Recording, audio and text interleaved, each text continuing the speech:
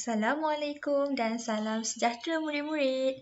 Cikgu harap murid-murid semua telah bersedia untuk kita meneruskan sesi PDPR Bahasa Melayu pada hari ini. Jadi murid-murid, sekiranya murid-murid belum mengisi pautan kehadiran pada hari ini, pastikan setelah murid-murid melihat video pembelajaran ini, bolehlah isikan pautan kehadiran yang telah cikgu sediakan. Tetapi kalau murid-murid ada masalah untuk mengisi kehadiran, boleh PM cikgu ya, cikgu akan bantu murid-murid. Baiklah murid-murid, seperti biasa, sebelum kita memulakan sesi pembelajaran, suka untuk cikgu ingatkan kepada murid-murid untuk menyediakan beberapa bahan dan alatan. Yang pertama, murid-murid perlu menyediakan buku teks jilid 1, alatan tulis dan juga buku aktiviti jilid 1. Agak-agak hari ini kita nak belajar apa ya? Cikgu rasa topik pada hari ini mungkin agak kurang familiar ataupun agak kurang pendedahan kepada murid-murid sebelum-sebelum ni. Sebab sebelum-sebelum ni kita belajar tentang membaca, kita belajar tentang bahasa. Jadi sebenarnya hari ni kita nak belajar tentang karangan. Cikgu yakin kan? Mesti ada dalam kalangan murid-murid yang jarang buat karangan. Karangan ni ialah apa? Karangan adalah satu bentuk penulisan. Jadi jom cikgu terangkan dengan lebih lanjut apa sebenarnya karangan ni. Apa itu karangan?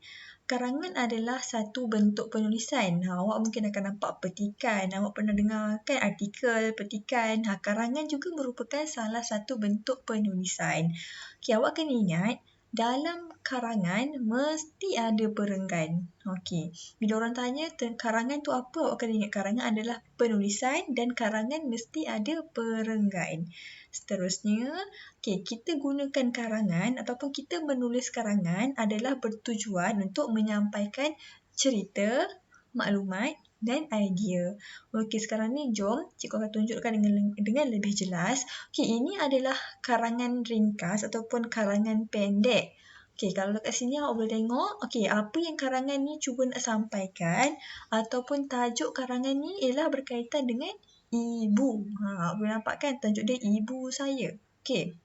Seterusnya kita lihat dekat karangan ni ada 3 perenggan. Perenggan 1, perenggan 2 dan perenggan ketiga. Untuk pengetahuan murid-murid, setiap perenggan ni ada fungsi-fungsi dia yang tersendiri. Kita tengok yang perenggan yang pertama. Perenggan yang pertama kita panggil sebagai perenggan pendahuluan.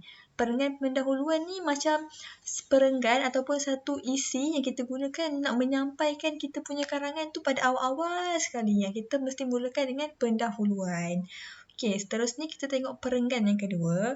Perenggan yang kedua ni merupakan isi karangan. Isi karangan ni apa? Isi karangan ialah intipati ataupun idea yang kita nak sampaikan dalam karangan. Macam contoh karangan ni tajuknya cerita ibu kan? Mestilah isi ataupun inti yang cuba nak disampaikan adalah berkaitan dengan ibu. Akhir sekali kita tengok adalah perenggan penutup. Tadi kita dah buka dengan pendahuluan. Dengan perenggan pendahuluan, kita akan tutup karangan dengan perenggan penutup. Supaya karangan kita tu menjadi sempurna. Cikgu nak ulang. Murid-murid kena ingat, dalam karangan mesti ada 3 isi utama. Yang pertama mesti ada perenggan pendahuluan. Perenggan pendahuluan ni dia mesti akan duduk atas sekali pada perenggan pertama. Seterusnya ada perenggan isi. Perenggan isi tak semestinya ada satu perenggan. Perenggan isi boleh jadi 2 ataupun 3 perenggan. Dan yang akhir sekali kita kena tutup karangan dengan perenggan penutup. Ini adalah sedikit sebanyak tentang bentuk karangan lah. Jadi cikgu harap selepas ni bila orang tanya murid-murid perenggan tu apa, murid-murid dah boleh jawab secara ringkas. Perenggan ni merupakan penulisan. Dalam karangan ada perenggan. Ada perenggan pendahuluan, ada perenggan isi dan perenggan penutup.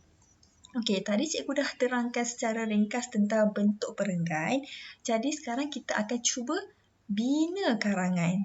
Tapi disebabkan awak masih darjah 2, karangan yang awak akan buat ni adalah karangan berbentuk berpandu. Maksudnya awak tak lagi bina karangan secara keseluruhan, tapi awak akan bina karangan secara berpandu. Contohnya berpandu tu ada gambar, ada pilihan jawapan. Jadi jom kita tengok.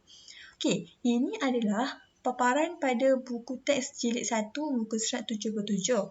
Kalau awak buka buku teks muka surat 77 ni, awak akan nampak ada satu karangan penuh.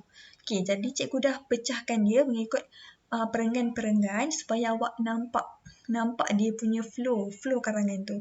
Okey, sekarang ni kalau awak perasan, atas sekali yang macam cikgu sebut tadi, perenggan atas sekali, perenggan pertama mestilah perenggan pendahuluan.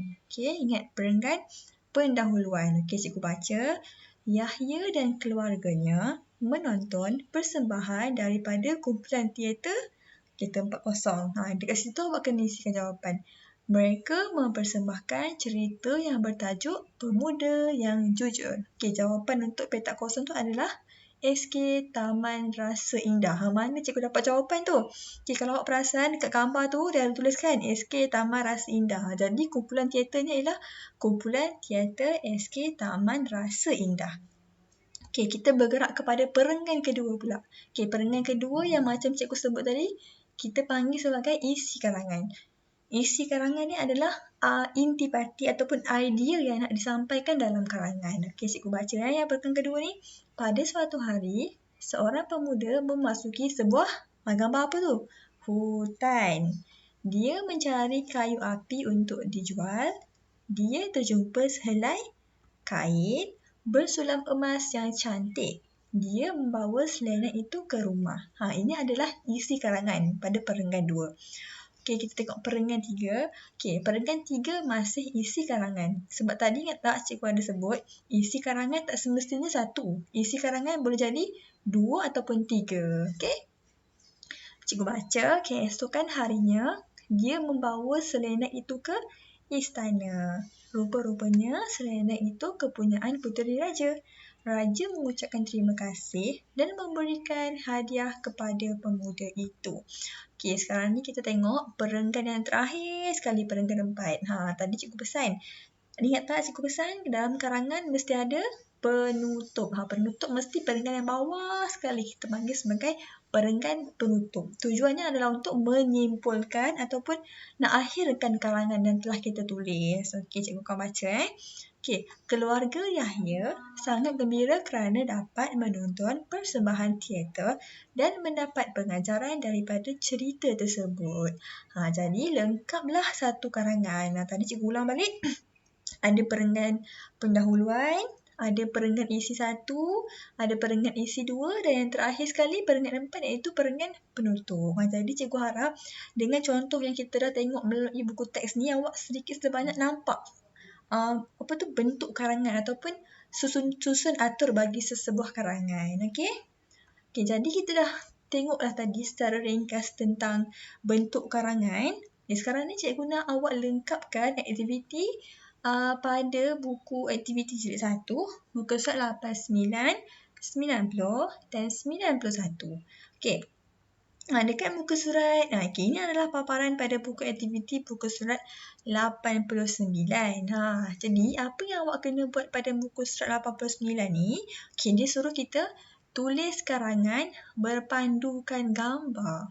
Okey, jadi apa yang awak kena buat dekat sini? Nampak tak ada garisan-garisan kosong dekat bawah tu? Awak kena isikan dengan pilihan jawapan yang dah dibagi. Okey, dekat situ kita nampak ada pilihan jawapan pengunjung, pakaian, gembira, dewan, lelaki, muruku, kuih bakul, lemang, perempuan. Awak kena tengok pilihan jawapan tu sesuai nak kita masukkan dekat petak kosong yang mana. Baca dulu karangan ni, kemudian masukkan petak kosong tu dengan jawapan ataupun pilihan jawapan yang sesuai. Okey, senang je ni. Okey, seterusnya kita tengok pula aktiviti pada muka surat 90 dan 91. Okey, dekat sini sama je macam aktiviti pada muka surat 89. Dia nak awak penuhkan tempat kosong tu dengan pilihan jawapan yang dah diberikan. Okey, sebenarnya pilihan-pilihan jawapan tu ada ni, Hanisa dan keluarganya, ada Istana Budaya, ada Persembahan Boria, ada Persembahan Sketsa, Nyanyian Boria, akhir sekali Pulang ke Rumah. Ini adalah pilihan jawapan sebenarnya. Awak baca karangan ni, kemudian masukkan pilihan jawapan yang paling sesuai. Okey, senang sangat aktiviti kita pada hari ini. Maka, lepas awak dah sudah masukkan pilihan jawapan dekat petak kosong yang sesuai tu, maka terbentuklah satu karangan. Senang je, jangan risau. Awak masa darjah 2, jadi karangan yang mudah-mudah je kita buat. Okey, jadi itu sahaja untuk hari ini. Selepas murid-murid selesai melengkapkan tugasan hari ini, bolehlah hantar kepada cikgu ya, untuk cikgu semak dan bintang. Okey, sekiranya ada apa-apa masalah, bolehlah hubungi cikgu. InsyaAllah cikgu akan cuba bantu awak secepat yang mungkin. Jadi itu sahaja untuk hari ini. Terima kasih murid-murid. Assalamualaikum.